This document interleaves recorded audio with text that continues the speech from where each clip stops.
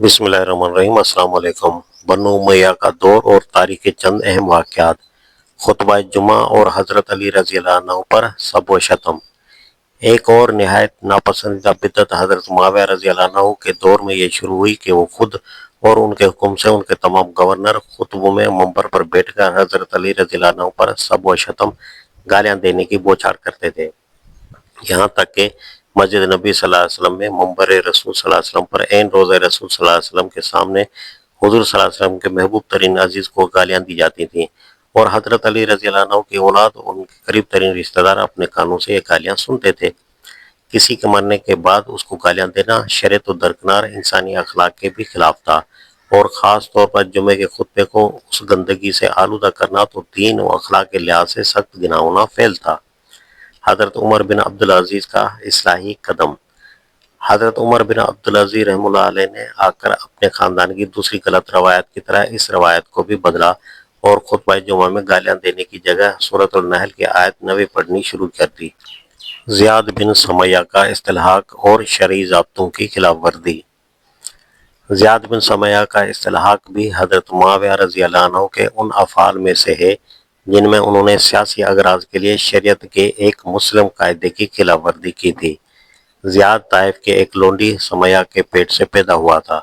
لوگوں کا بیان یہ ہے کہ زمانے جاہلیت میں حضرت معاویہ رضی اللہ عنہ کے والد جناب ابو سفیان نے اس لونڈی سے زنا کا ارتکاب کیا تھا اور اسی سے وہ حاملہ ہوئی تھی۔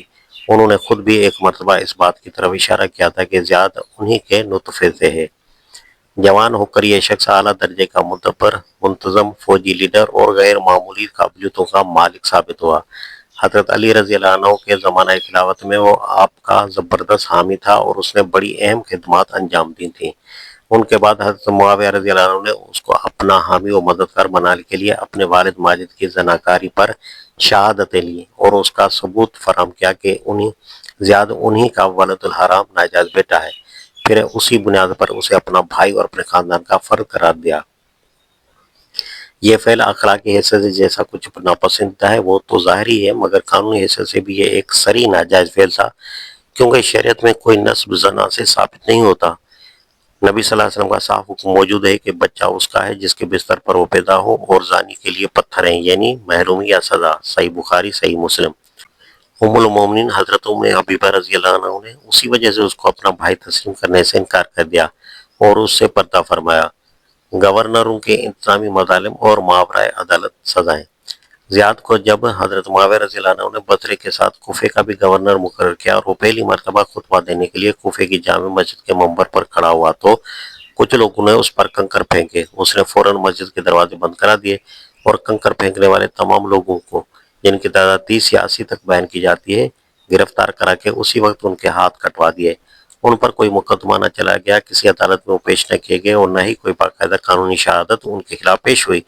گورنر نے محض اپنے انتظامی حکم سے اپنے لوگوں کو قطعیت ہاتھ کاٹنے کی سزا دے ڈالی، جس کے لیے قطعاً کوئی شرعی جواز نہ تھا، مگر دربار خلافت سے اس کا بھی کوئی نوٹس نہ لیا گیا۔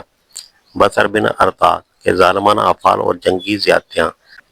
اس سے بڑھ کر ظالمانہ افعال بصر بن ارطاد نے کیے، جسے حضرت معاویہ رضی اللہ عنہ نے پہلے حجاز و یمن کو حضرت علی رضی اللہ عنہ کے قبضے سے نکالنے کے لیے بھیجا تھا اور پھر ہمدان پر قبضہ کرنے کے لیے مقرر کیا تھا۔ اس شخص نے یمن میں حضرت علی رضی اللہ عنہ کے گورنر عبید اللہ بن عباس رضی اللہ عنہ کے 2 چھوٹے بچوں کو پکڑ کر قتل کر دیا۔ ان بچوں کی ماں اس صدمے سے پاگل ہو گئی۔ بنی کنانہ کی ایک عورت جو یہ ظلم دیکھ رہی تھی چیخ اٹھی کہ مردوں کو تو تم نے قتل کر دیا، اب ان بچوں کو کس لیے قتل کر رہے ہو؟ بچے تو جاہلیت میں بھی نہیں مارے جاتے تھے۔ اے ابن ابی ارطاد، جو حکومت بچوں اور بوڑھوں کے قتل اور بے رحمی و بھائی کشی کے بغیر قائم نہ ہو سکتی ہو، اس سے بری حکومت کوئی نہیں۔ اس کے بعد اسی ظالم شخص کو ہمدان پر حملہ کرنے کے لیے بھیجا گیا، جو اس وقت حضرت علی رضی اللہ عنہ کے قبضے میں تھا۔ وہاں اس نے دوسری زیادتیوں کے ساتھ ایک ظلم عظیم یہ کیا کہ جنگ میں جو مسلمان عورتیں پکڑی گئی تھیں انہیں لونڈیاں بنا لیا، حالانکہ شریعت میں اس کا قطعی کوئی جواز نہیں ہے۔ یہ ساری کارروائیاں گویا اس بات کا عملاً اعلان تھی کہ اب گورنروں اور سپہ سالاروں کو ظلم کی کھلی چھوٹ ہے اور سیاسی معاملات میں شریعت کی کسی حد کے وہ پابند نہیں۔ سر کاٹنے اور لاشوں کی بے حرمتی کی روایت۔ سر کاٹ کر ایک جگہ سے دوسری جگہ بھیجنے اور انتقام کے جوش میں لاشوں کی بےروزگی کرنے کا وحشیانہ طریقہ بھی جو جاہلیت میں راج تھا اور جسے اسلام نے مٹا دیا تھا، اسی دور میں مسلمانوں کے اندر شروع ہوا۔ نمبر 1، حضرت عمار بن یاسر رضی اللہ عنہ۔ سب سے پہلے جو سر اسلام کے دور میں کاٹ کر لے جایا گیا وہ عمار بن یاسر رضی اللہ عنہ کا سر تھا۔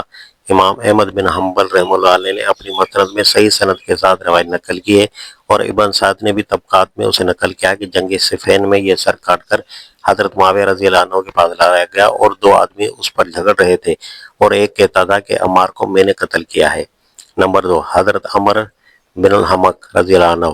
اس کے بعد دوسرا سر حضرت عمر بن الحمق کا تھا، جو رسول اللہ صلی اللہ علیہ وسلم کے صحابیوں میں سے تھے، مگر حضرت عثمان رضی اللہ عنہ کے قتل میں انہوں نے بھی حصہ لیا تھا۔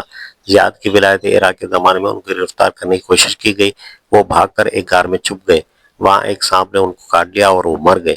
تعاقب کرنے والوں نے ان کی مردہ لاش کا سر کاٹ کر زیاد کے پاس بھیج دیا، اس نے یہ سر دمشق بھیج دیا، وہاں اسے عام عوام کے سامنے گھمایا گیا اور پھر لے جا کر ان کی بیوی کی گود میں ڈال دیا گیا۔ نمبر 3، محمد بن ابی بکر رضی اللہ عنہ۔ ایسا ہی وحشیانہ سلوک مصر میں محمد بن ابی بکر کے ساتھ کیا گیا، جو وہاں حضرت علی رضی اللہ عنہ کے گورنر تھے۔